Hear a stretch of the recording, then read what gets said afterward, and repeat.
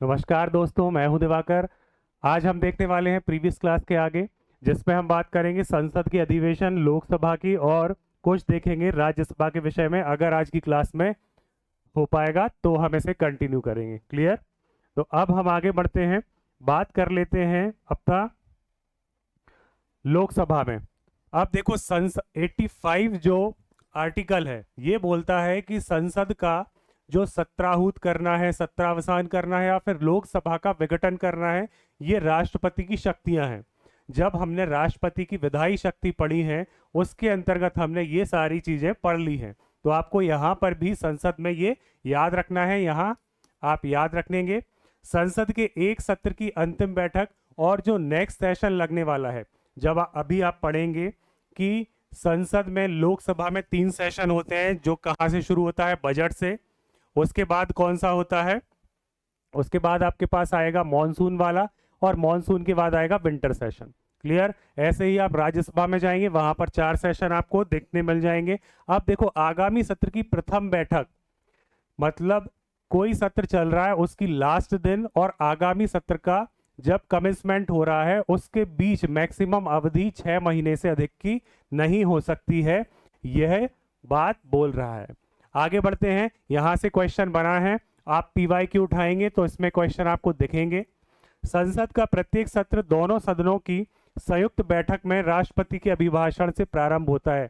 ये तो ऑब्वियस सी बात है। अगर आप संसद टीवी फॉलो करते हैं या फिर न्यूज आर्टिकल फॉलो करते हैं तो वहां पर आएगा कि जब बजट सेशन शुरू होता है तो वो शुरू कैसे होता है? राष्ट्रपति के अभिभाषण से होता है। क्लियर? आगे बढ़े। अब बात करते हैं, प्रतिवर्ष संसद के 3 सत्र होते हैं, 3 सेशन होते हैं, जिसमें अभी आप वर्तमान में देखें तो कौन सा चल रहा है? मॉनसून सेशन चल रहा है। कौन सा सेशन चल रहा है? तो मॉनसून सेशन चल रहा है। मानसून सत्र जुलाई से सितंबर होगा। मानसून के बाद सर्दियां आती हैं तो वहां पर शीतकालीन अधिवेशन नवंबर से दिसंबर चलेगा। और उसके बाद आप बात करेंगे तो बजट अधिवेशन फरवरी से लेकर मई तक, ये सबसे लंबा या फिर बोला जाए सबसे बड़ा क्या होता है? अधिवेशन होता है। किसका? संसद का। किसका? संसद का। आपको समय सीमा से दिख रहा होगा, नवंबर, दिसंबर, जुलाई, सितंबर और फरवरी से मई। क्लियर है बात? तो अभी की वर्तमान परिस्थिति देखें आप तो ये कंडीशन है। इसके बाद देखें, राज्यसभा के लिए बजट अधिवेशन को 2 भागों में बांट दिया है, और राज्यसभा में प्रतिवर्ष 4 अधिवेशन होते हैं जबकि लोकसभा में 3 होते हैं। क्लियर? तो ये पॉइंट आपसे शायद पूछा जा सकता है, तो आपको याद कर लेना है। आगे बढ़ते हैं। अब देखते हैं संसद का स्थगन, सत्रावसान और विघटन। तो स्थगन कौन करेगा? सदन का। सदन का स्थगन करता है अध्यक्ष। जो भी सदन का अध्यक्ष होगा, अध्यक्ष की जगह राज्यसभा में क्या बात आती है? तो राज्यसभा में बोलते हैं सभापति। क्लियर हो गई बात? इसके बाद सत्रावसान 85 हमने पढ़ा है, तो 17 को याद रखना है। आगे बढ़ते हैं, बात करते हैं संसद की समितियां। संसद में समितियों की बात की जाए तो प्रायः 2 समितियां होती हैं, स्थायी समिति और तदर्थ समिति। ठीक है? संसद अपने कर्तव्यों के निर्वहन में मदद के लिए समितियां गठित करती हैं। इसके अंतर्गत एक स्थायी समिति होती है और एक एडहॉक समिति होती है। यहां पर आपसे मेजरली पूछा क्या जाता है? देखो, स्थायी समिति, तदर्थ समिति तो नहीं पूछते हैं, पूछते क्या है? प्राक्कलन समिति। क्लियर है? लोक लेखा समिति। क्लियर? इसके बाद जो आता है सार्वजनिक उपक्रम समिति। इन तीनों से ही आपसे विगत वर्षों में क्वेश्चन पूछे गए हैं बहुत सारे एग्जाम्स में। ठीक है? आगे बढ़े। अब देखते हैं लोक लेखा समिति, पब्लिक अकाउंट कमिटी। क्या है ये? Public account. Public account. Clear? Public का अकाउंट रखने वाली लोक लेखा। चलो, इस समिति का गठन भारत सरकार अधिनियम 1919 के अंतर्गत 1921 में हुआ था। ये फैक्ट है। इसमें वर्तमान में देखें तो 22 सदस्य होते हैं, 15 लोकसभा से और 7 होते हैं राज्यसभा से। L+R, LHS RHS याद करते थे ना, तो वैसे आप याद कर लेना। इस समिति का अध्यक्ष विपक्ष का नेता होगा। यह परंपरा 1967 से आ रही है।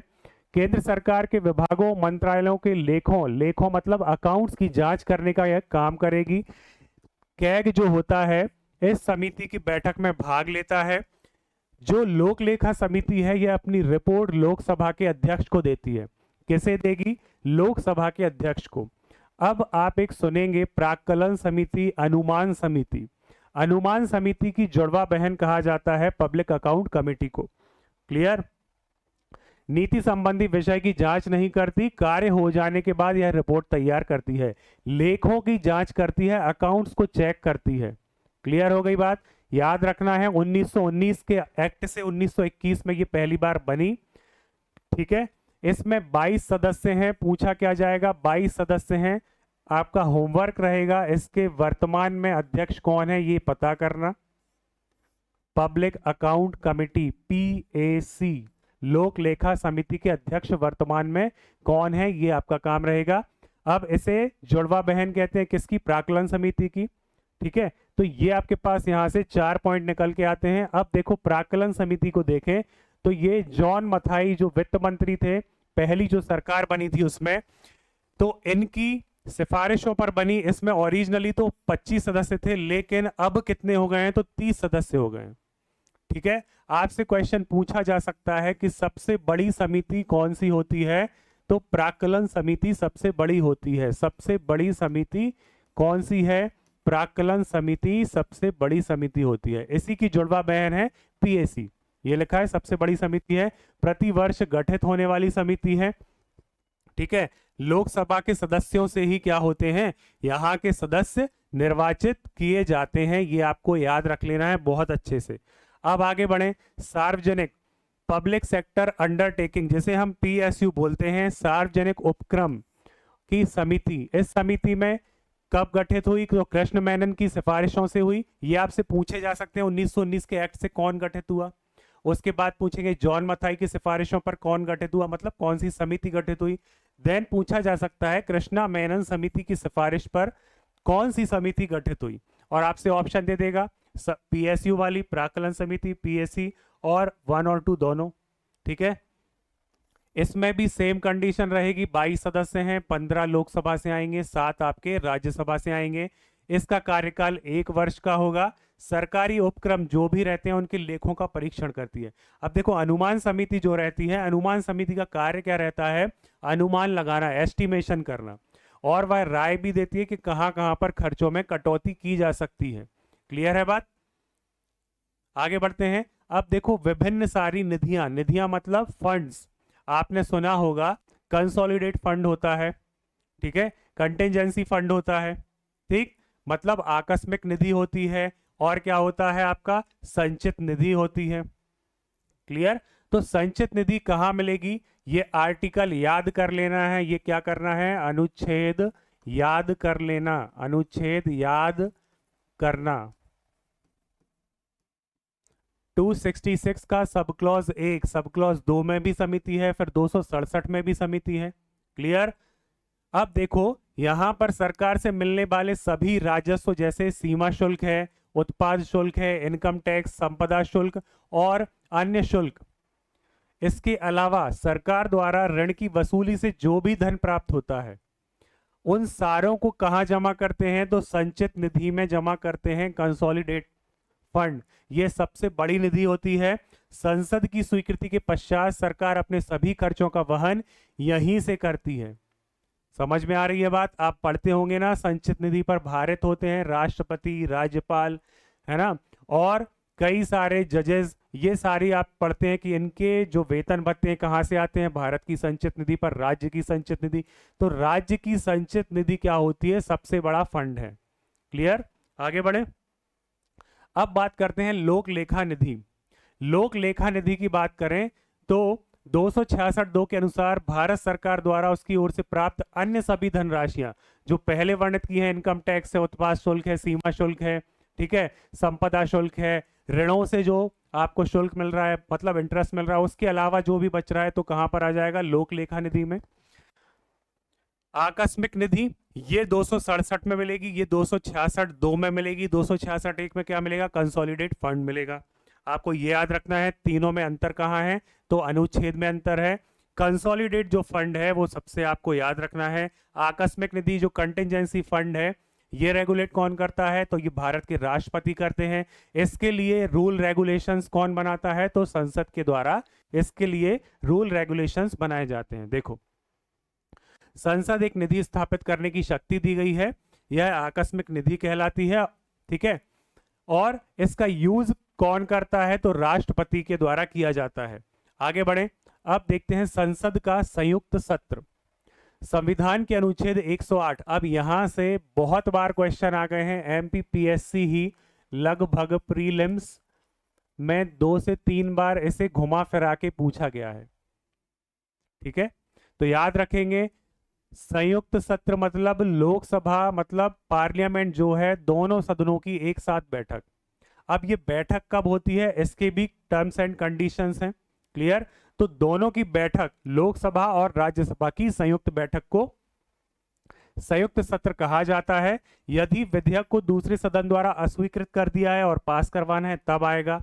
सदन विधेयक में किए गए संशोधन को मानने से मना कर दे, दूसरा सदन बिना विधेयक को पास किए 6 माह से अधिक का समय गुजर जाए। अब यहां पर एक कंडीशन आती है कि अगर धन विधेयक होगा तो संयुक्त सत्र ला सकते हैं क्या? अभी आप पढ़ेंगे धन विधेयक को, तो धन विधेयक के मामले में संयुक्त सत्र नहीं लाया जाता है। पूछोगे क्यों? तो उसका मतलब यहां पर क्या होता है, जो भी आप देखेंगे, प्रत्यक्ष निर्वाचन का सदन कौन सा है? लोकसभा। लोकसभा में ही राष्ट्रपति की पूर्व अनुमति से विधान अपना लोकसभा अध्यक्ष के द्वारा घोषित किया जाता है कि ये विधेयक धन विधेयक है, और ये लोकसभा में ही आता है। अगर ये 14 दिनों के लिए जाता है, कहां पर मैक्सिमम, कहां? राज्यसभा में। राज्यसभा इस बीच हाँ करे ना करे कुछ भी करता रहे, अगर लोकसभा को मानना है तो मानेगा, अदरवाइज क्या करेगा? कोई वैल्यू नहीं है किसकी? धन विधेयक के मामले में राज्यसभा की।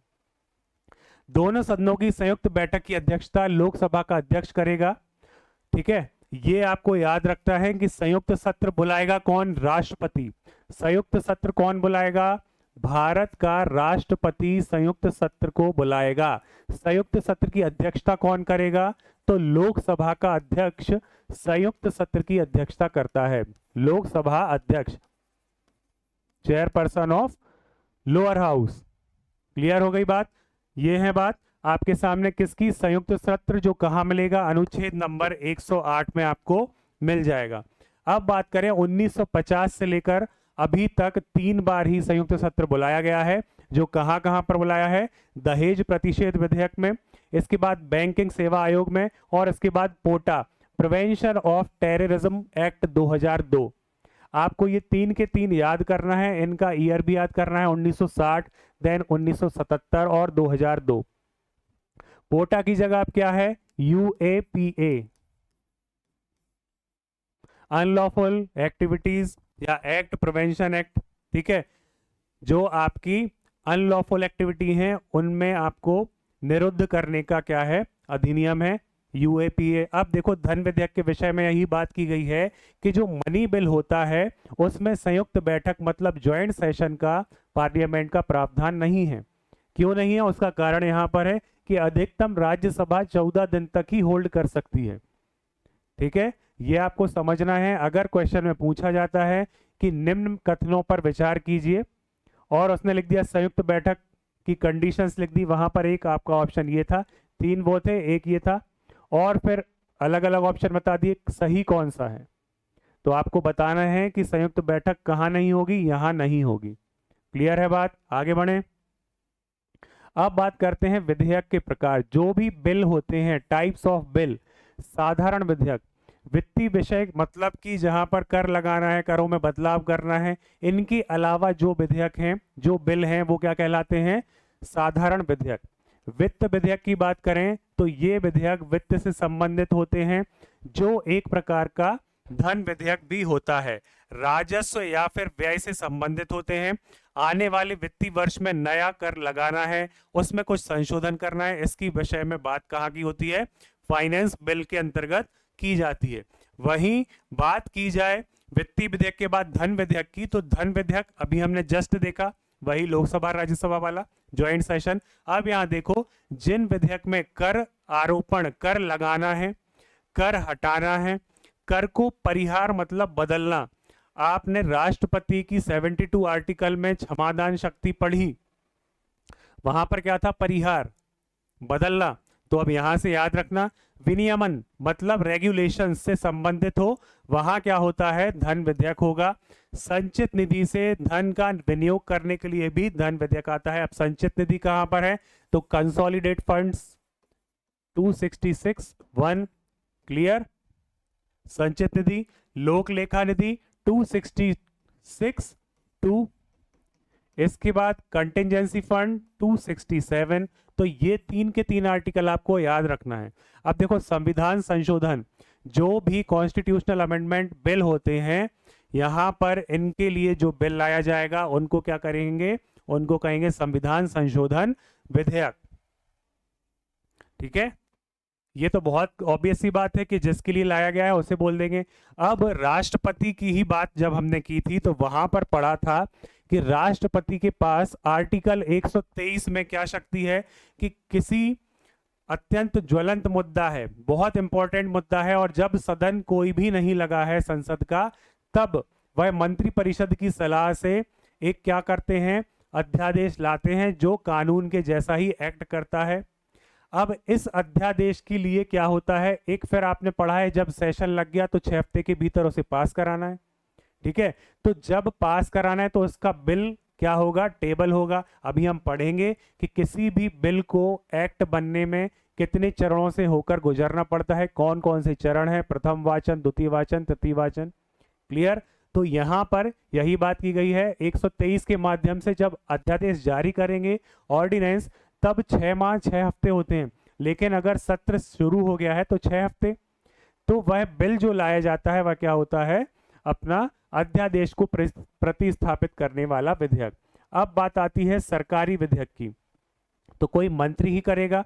एक होता है सरकारी विधेयक, एक होता है गैर सरकारी। गैर सरकारी सामान्यतः कहा जाता है प्राइवेट बिल होते हैं, इनका पास होना ना होना क्या होता है, बिल्कुल भी सर्टेन या निश्चित नहीं होता है। ठीक है, जबकि सरकारी विधेयक की बात की जाए, मंत्री द्वारा लाया जाता है, विधि विभाग का इसमें मत होता है, और इसको आपको याद रखना है, अगर सरकारी विधेयक पास नहीं हुआ तो सरकार गिर जाएगी। मतलब क्या है, सरकार के पास सदन में बहुमत नहीं है। और कल हमने पढ़ा है विश्वास प्रस्ताव क्या होता है, विश्वास प्रस्ताव क्या है, ध्यान आकर्षण क्या है, स्थगन क्या है, याद आया। तो आपको याद रखना है, विश्वास मतलब सरकार नई जब बनती है तो अपना सदन में बहुमत साबित करती है। यहां पर देखो यही बात लिख रही है, अस्वीकृत हो जाने पर सरकार को इस्तीफा देना पड़ता है, क्लियर। सरकार की नीतियों को प्रदर्शित करेगा क्योंकि मंत्री ला रहा है, इसके बाद पारित होने की पूरी उम्मीद रहती है। अब देखो, सदन में पेश करने के लिए 7 दिनों का एडवांस नोटिस देते हैं, और विधि विभाग के परामर्श से ये क्या होता है, स्थापित या फिर बोला जाए तो रखा जाता है, टेबल किया जाता है, क्लियर। अब बात करें संसद में विधायी प्रक्रिया। विधायी प्रक्रिया की हम बात करते हैं तो हम देखते हैं कि विधायी प्रक्रिया के अंतर्गत क्या होगा। विधायी प्रक्रिया के अंतर्गत आप देखोगे कि यहां पर जो भी बिल है उसे 3 चरणों से होकर गुजरना पड़ता है। वह चरण कौन से हैं, तो प्रथम पाठन, द्वितीय पाठन और तृतीय पाठन, वाचन भी बोलते हैं। अब यहां पर क्या होगा, यहां पर जो भी प्रिंटेड कॉपी है, प्रिंटेड कॉपी किसे दे दी जाएगी, किसे हैंड ओवर करी जाएगी, एमपीज को। किसे, एमपीज को, क्लियर है। सांसदों को क्या किया जाएगा, इसका एक एक प्रति दी जाएगी, हार्ड कॉपी, और इसके बाद ही क्या किया जाएगा, इसका प्रकाशन कहां किया जाएगा, प्रकाशन हो जाएगा गजट में। कहां पर, गजट में, ठीक है। कहां पर हो जाएगा इसका प्रकाशन, गजट, सरकारी गजट में, ठीक। अब देखो द्वितीय वाचन आता है, यही है मोस्ट इंपॉर्टेंट। जब आपने संविधान सभा पढ़ी थी तब आपने देखा था ये लगभग 1 साल चला था।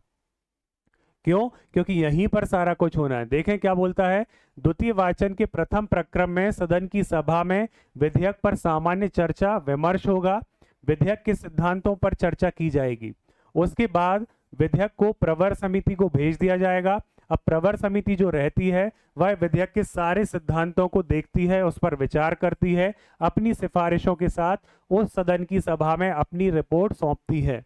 क्या करेगी, जो भी विधेयक है, जो भी बिल है, उसके बहुत सारे क्या हैं, खंड हैं, उसके बहुत सारे चैप्टर्स हैं, उनको प्रवर समिति पढ़ेगी, अपने सुझाव या अपना जो भी परामर्श है वो क्या करेगी, सदन में रखेगी।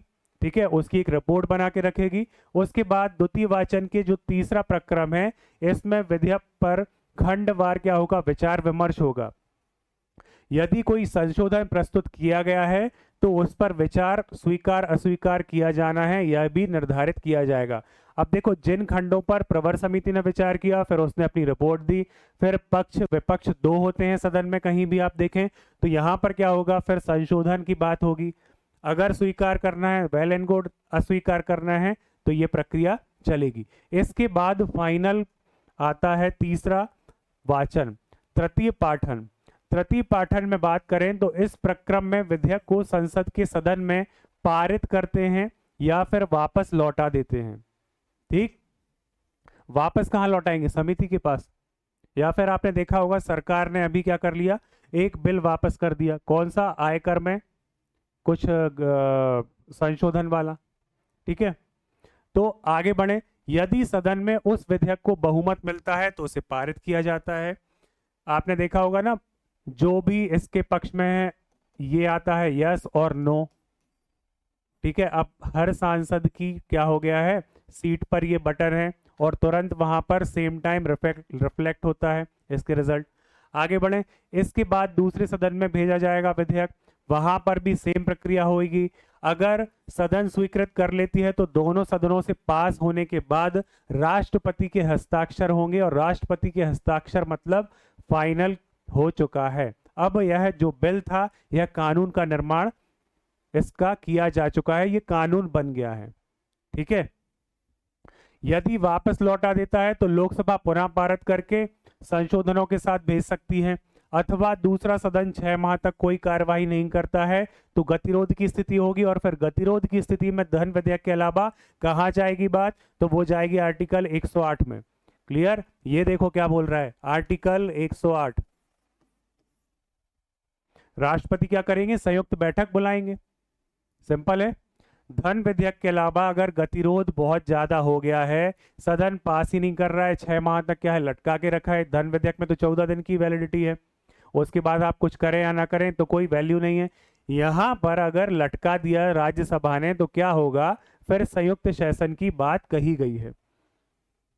आगे बढ़ते हैं, संसद में वार्षिक वित्तीय विवरण, जो बोलचाल की भाषा में बजट कहा जाता है, इसका उल्लेख आर्टिकल 112 में है। ये आर्टिकल बहुत अच्छे से याद करना। इसमें एक वित्तीय वर्ष के दौरान सरकार का जो भी अनुमानित व्यय है और जो भी आय है, खर्च और आय दोनों का क्या होता है, विवरण होता है। आने वाले साल के लिए आर्थिक और वित्तीय नीति होती है। राष्ट्रपति हर वित्तीय वर्ष में इसे संसद में रखवाते हैं। इसमें कोई भी अनुदान की मांग नहीं की जा सकती है राष्ट्रपति की अनुमति के बिना। क्लियर। अब देखो, बजट में दो तरह के व्यय शामिल होते हैं, संचित निधि पर भारित और संचित निधि से किए गए व्यय। संचित निधि पर भारित व्यय, संचित निधि पर भारित व्यय क्या होते हैं, संचित निधि से जहां पर पैसा चाहिए। और क्या बोल रहा है, संचित निधि से किया गया व्यय। ठीक है, एक डायरेक्ट और एक इनडायरेक्ट। क्लियर। अब आगे बढ़े, 112 आपको याद कर लेना है। कहां से आएगा 112, तो बजट या वार्षिक वित्तीय विवरण, जिसमें पूरे साल भर का लेखा जोखा होता है। बजट के एक दिन पहले ही आपने देखा होगा क्या आता है, इकोनॉमिक सर्वे आता है, जिसमें रियलिटी पिछले वित्तीय वर्ष की बताई जाती है कि जो अनुमान लगाया था सरकार ने कि इस 2026 में इकोनॉमिक सर्वे पहले बजट के पहले आएगा, इसमें बताया जाएगा कि जो भी यहाँ पर हमने बात की थी उससे कितना डेविएशन हुआ है, मतलब प्लस माइनस क्या हुआ है। क्लियर। तो वो इकोनॉमिक सर्वे होता है, उसमें एग्जैक्ट रियलिटी हमको पता चलती है। अब देखो, अनुदान मांग जो थी उन पर 3 प्रस्ताव होते हैं। प्रस्ताव कौन से कल हमने पढ़े हैं वो अलग प्रस्ताव थे, वो 4 तरह के पढ़े थे। यहाँ पर कटौती प्रस्ताव की बात हो रही है अनुदान मांगों के लिए, तो ये 3 है। अब यहां से क्वेश्चन PYQ का है, तो आपको याद रखना है नीतिगत कटौती मतलब कोई भी नीति है इसमें असहमति हो गई है तो क्या कर देंगे, मांग की राशि है तो 1 रुपए कर दी जाएगी। और याद रखना, अगर अनुदान की मांगों पर जो भी कटौती प्रस्ताव है ये पारित हो जाता है तो सरकार अल्पमत में मानी जाती है और सरकार का गिरना क्या होता है, मतलब सरकार पर खतरा मंडराने लगता है।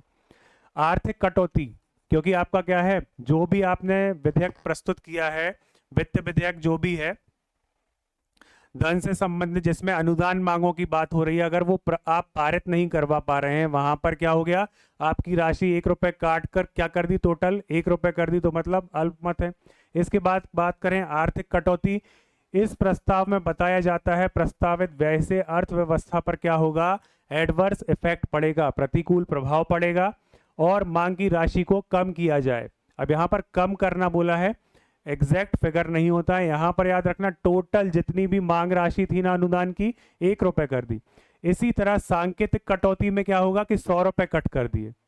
अब याद रखना अगर कटौती हो गई तो सरकार जो है, गवर्नमेंट जो है वो क्या है, अल्पमत में है।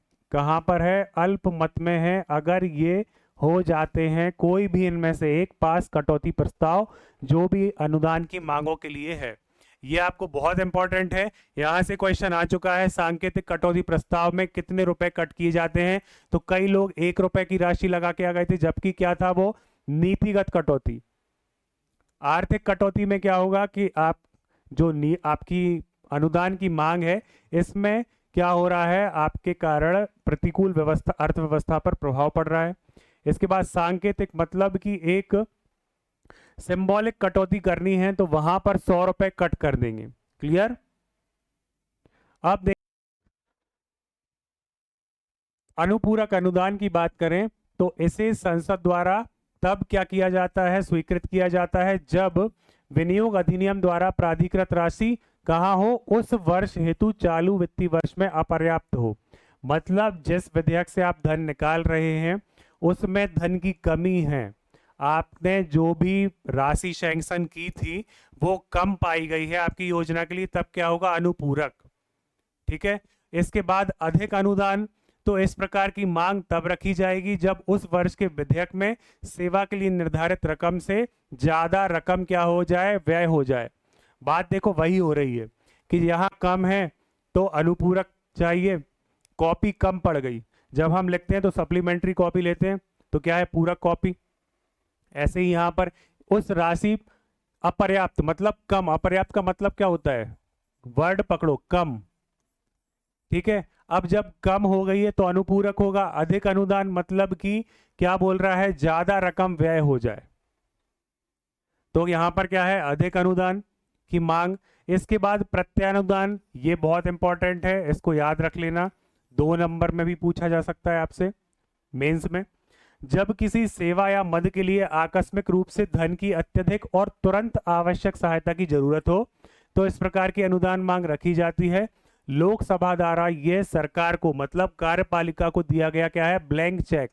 वर्ड को याद रखना, लोकसभा द्वारा सरकार को दिया ब्लैंक चेक किस मांग के अंतर्गत आता है, प्रत्यानुदान मांग के अंतर्गत आता है, प्रत्यानुदान के अंतर्गत आता है। बजट कब हुआ, जब सबसे पहले बजट में घाटा दिखाया गया। कब घाटा दिखाया गया, तो इंदिरा गांधी की सरकार में 1973 में, जो यशवंत राव चव्हाण जी जो थे, वाई बी चव्हाण, इन्होंने बजट पेश किया। और इसे ब्लैक बजट क्यों कहा गया, काला बजट क्यों कहा गया, क्योंकि इसमें 550 करोड़ रुपए का घाटा दिखाया गया था।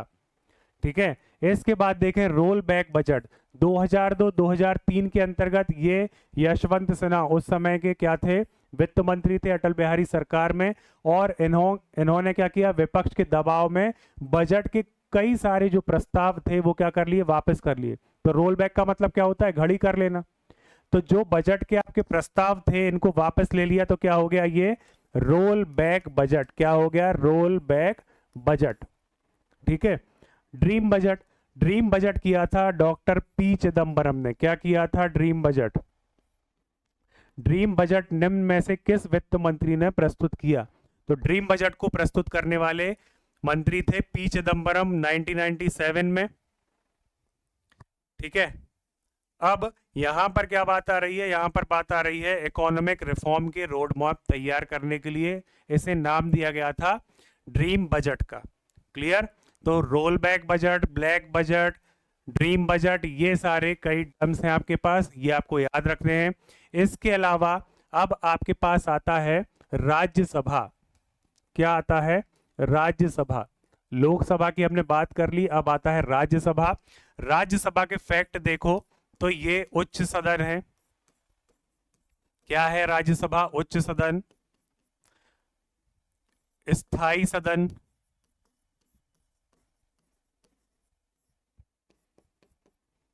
ठीक है। और इसे क्या बोलते हैं? हाउस ऑफ लॉर्ड से तुलना की जाती है।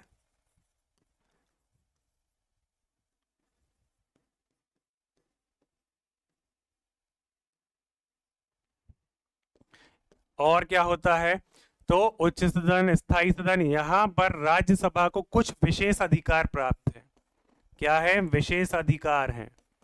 कौन से विशेष अधिकार हैं? तो वो विशेष अधिकार आते हैं, आर्टिकल 312 में आता है कि अखिल भारतीय सेवाओं का अगर निर्माण करना है तो राज्यसभा में बात लाई जा सकती है।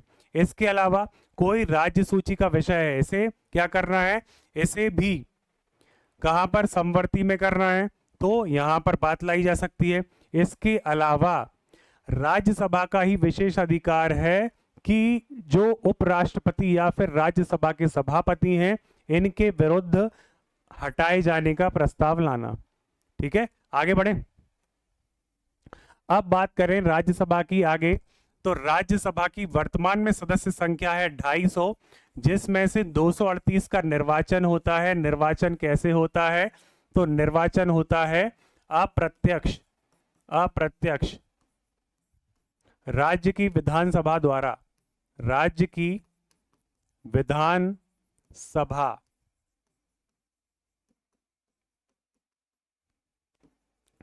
के एमएलए करते हैं। ठीक है, याद रहेगा। अब 12 लोग जो रहते हैं वो क्या रहते हैं? 12 लोग राष्ट्रपति के द्वारा नॉमिनेट किए जाते हैं। भारत के राष्ट्रपति के द्वारा, राष्ट्रपति द्वारा नामित। अब आपको कमेंट करके बताना है कि यहां पर जैसे कि कौन से ऐसे व्यक्ति होते हैं। यहां पर अब मैं आपको बता देता हूं, 4 कैटेगरी हैं। क्या है? यहां पर 4 कैटेगरी हैं।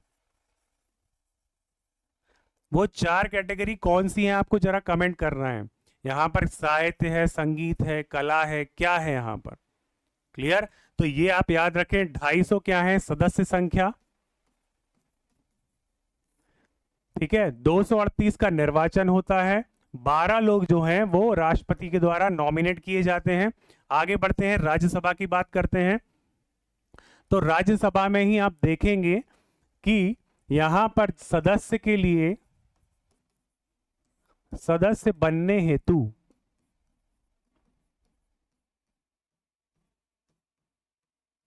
क्या होती है अर्हता?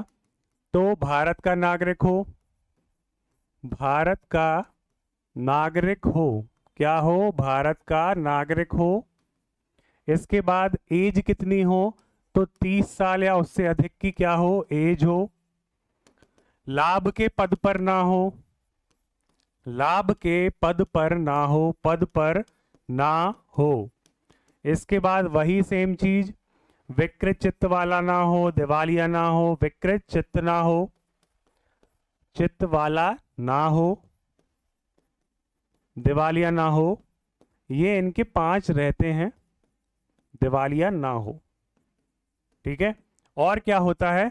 और रजिस्टर्ड वोटर हो। क्या हो? रजिस्टर्ड वोटर मतलब पंजीकृत मतदाता, पंजीकृत मतदाता। ये क्या बात है? तो ये बात है कि आपको वोटर लिस्ट में कहीं पर भी एनरोल होना चाहिए, मतलब होना है, तभी आप क्या करेंगे? कॉन्टेस्ट लड़ पाएंगे। क्लियर? तो ये सदस्य बनने के लिए क्या है? इनकी क्राइटेरिया है। आगे बढ़े। अब बात करते हैं, 30 साल तो हो गई इनकी एज। अब जो सदस्य हैं 250, तो जो 250 सदस्य हैं, तो राज्यसभा में क्या होता है? इनका कार्यकाल देखें हम, क्या देखते हैं? कार्यकाल। कार्यकाल की बात की जाए तो कार्यकाल इनका 6 वर्षों का होता है। अब चूंकि सदन क्या है, स्थायी है, विघटन नहीं होता है, तो क्या होगा, हर 2 साल में, दो वर्ष में प्रत्येक 2 वर्षों में 1/3, 1/3 सदस्य क्या होते हैं, रिटायर्ड हो जाते हैं। सदस्य क्या होंगे, सेवानिवृत्त। सेवानिवृत्त हो जाते हैं तो इनके लिए क्या होगा, चुनाव आयोजित किया जाएगा। क्लियर बात। तो ये आपको याद रख लेना है। वही बात आई फिर वेतन भत्ते, तो भारत की संचित निधि। अब आपको एक चीज पता होगी कि जितने बार चुनाव लड़ते हैं ना, फिर इतने वेतन भत्ते, उतनी क्या वो मिलती है इनको, पेंशन मिलती है। अगर एक बार विधायक बना, एक बार सांसद बना, एक बार की पेंशन, 2 बार बना 2 बार, 10 बार बना 10 बार की। ऐसा किसी सरकारी नौकरी में नहीं है, लेकिन यहाँ है। ठीक है। और जब आप 5 साल यहाँ 6 साल के लिए बन रहे हैं तो क्या है, तो याद रखना जो वेतन भत्ते हैं ना वही बहुत रहते हैं। ठीक है। आपको पता है जियो एयरटेल जो चलता है वो फ्री है, लेकिन इनको क्या मिलता है, फोन का, टेलीफोनिक, इनको खर्चा अलाउंस भी मिलता है। ठीक। और समय समय पर बढ़ोतरी भी होती है। कोई भी इनका कार्यकाल के दौरान इनके वेतन भत्तों में अलाभकारी परिवर्तन नहीं किया जा सकता है। ठीक है। तो ये बात आपको याद रखना है। ये क्या है, अपना कार्यकाल हो गया। कार्यकाल के बाद अब हमने क्या देख लिया, अब हमने देख लिया कि जो राज्यसभा है, राज्यसभा का विशेष अधिकार क्या है। तो राज्यसभा का विशेष अधिकार है कि वह अखिल भारतीय सेवा, अखिल भारतीय सेवा, वर्तमान में बात करें तो 3 है, वन सेवा, प्रशासनिक सेवा और पुलिस सेवा। इसके अलावा अगर किसी सेवा को सृजित कर रहे हैं तो 312 के अनुसार अपना राज्यसभा जो है वो इसके लिए प्रस्ताव ला सकती है। ठीक है। अखिल भारतीय सेवा सृजन में राज्य सूची के विषय में, राज्य सूची देखो स्टार्टिंग में पढ़ी थी ना, कितनी अनुसूचियां हैं, याद आ रहा है कितनी अनुसूची है। अनुसूची नंबर 7 में क्या है, 3 अनुसूचियों की बात की गई है, जहां पर हमको संघ सूची, समवर्ती सूची और राज्य सूची मिलेगी। क्लियर। तो राज्य सूची के विषय, समवर्ती सूची और संघ सूची, तो आपको याद रखना है राज्य सूची के विषय में। क्लियर। इसके बाद बात की जाए तो यहां पर उपराष्ट्रपति, उपराष्ट्रपति को पद से हटाने का प्रस्ताव, पद से हटाने का प्रस्ताव, हटाने का प्रस्ताव कहां लाएंगे, राज्यसभा में। क्लियर। बात समझ आ गई इतनी। ठीक है। अब देखो यहां पर अब बात आएगी कुछ फैक्ट्स की। किसकी बात आएगी, कुछ फैक्ट्स की बात आएगी। तो फैक्ट्स की बात हम कर लेते हैं। जो राज्यसभा के सभापति रहेंगे, जो राज्यसभा के सभापति रहेंगे, वही कौन है, वही भारत के उपराष्ट्रपति हैं। भारत के उपराष्ट्रपति। और भारत के उपराष्ट्रपति जो हैं, वर्तमान में पद रिक्त है। 21 अगस्त लास्ट डेट है नॉमिनेशन की। आप लोग चाहें तो क्या कर सकते हैं, या फिर आपके जानकार चाहें तो क्या कर सकते हैं, नॉमिनेशन कर सकते हैं। 20 लोगों का प्रस्तावक होना जरूरी है। क्लियर हो गई बात। यहां पर चुनाव होगा, रिजल्ट आएगा 9 तारीख को, और अपने अपने उम्मीदवार घोषित कर दिए हैं। किसने, एनडीए ने और इंडिया ने। ठीक है। या फिर यूपीए हम बोल सकते हैं, पूर्व में जो क्या था यूपीए था। ठीक है। तो आपको याद रखना है राधाकृष्णन जी हैं एक, और एक कौन है, तो आप याद रखेंगे रेड्डी साहब हैं, पूर्व जस्टिस। तो 2 उम्मीदवार हो गए। अब बात आती है कि जो राज्यसभा का सभापति है वही उपराष्ट्रपति है। तो भारत के उपराष्ट्रपति को सैलरी कैसे मिलती है, तो उपसभापति, अपना जो सभापति है राज्यसभा का, उपराष्ट्रपति, इसी पद के लिए मिलेगी। किसके लिए मिलेगी, राज्यसभा के चेयरपर्सन के लिए ही इनको सैलरी मिलेगी, वेतन मिलेगा। उपराष्ट्रपति को राज्यसभा के सभापति के पद के लिए ही क्या मिलता है, वेतन मिलता है। अब आप राज्यसभा के सभापति की कार्य या फिर शक्तियां पूछें तो वही हैं लोकसभा के अध्यक्ष के जैसी। सदन की क्या है, गरिमा बनाए रखना, अनुशासन बनाए रखना, सदस्यों को बोलने का टाइम अलॉट अलॉट करना, किसी प्रस्ताव को मंजूर करना, मंजूर मतलब उसको टेबल करवाना। क्लियर हो गई बात? तो ये सारे हैं। सदन को सुचारू रूप से चलाना, सारे नियम कानून जो भी हैं, राज्यसभा की नियमावली है उसको प्रॉपर फॉलो करना। क्लियर है? तो ये सारे क्या हैं, इनके कार्य हैं। ठीक। शक्ति तो वही शक्ति है, क्या है शक्ति? किसी को सदन से सस्पेंड कर देना, अपना अंतिम निर्णय, जैसे कि क्या आया था, जैसे कि यहां पर आपको पता है कि बहुत बार राज्यसभा में क्या है, पिछली बार ही आया था क्या चीज, कि हटाने के लिए प्रस्ताव लाया गया था तो मंजूर ही नहीं हुआ। ठीक है। किसी प्रस्ताव को मंजूर करना है नहीं करना है किसके हाथ में है? सदन के अध्यक्ष के हाथ में। अभी वर्तमान की बात करें तो वर्तमान में आप राज्यसभा को देखेंगे तो अभी मैंने बताया हाउस ऑफ लॉर्ड के बराबर है, अमेरिका की सीनेट के बराबर है।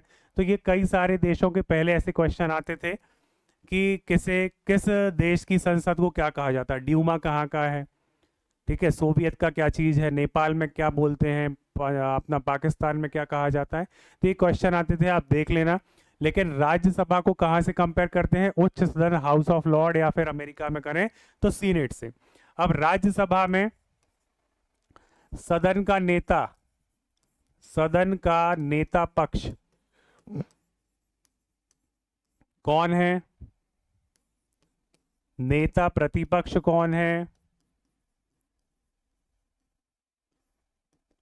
नेता पक्ष कौन है? तो श्री जेपी नड्डा। यहां पर कौन है? तो श्री मल्लिकार्जुन खड़गे जी। ठीक है, ये आपको याद रख लेने हैं दो नाम, जेपी नड्डा जी और मल्लिकार्जुन खड़गे जी। ठीक। मध्य प्रदेश में कितनी सीटें हैं? मध्य प्रदेश में 11 सीटें हैं। कहाँ की? राज्यसभा की। टोटल कितनी सीटें हैं? टोटल 250 सीटें हैं। चुनाव कितने पर होता है? 238 पर होता है। नॉमिनेशन कितने का होता है? 12 का। 4 विषय हैं, 4 विषय आप लोगों का काम है कमेंट सेक्शन में बताएंगे, अपने नोट्स में लिखेंगे। ठीक है, कौन से 4 विषयों पर राज्य, अपना जो राष्ट्रपति है वो इन सदस्यों को, जो भारत के गणमान्य नागरिक हैं या फिर जो भी हैं, इनको राज्यसभा का सदस्य नामित करता है। ये आपका होमवर्क है। आशा है आपको अच्छे से समझ में आ गया होगा। मिलते हैं नेक्स्ट क्लास में। Thank you.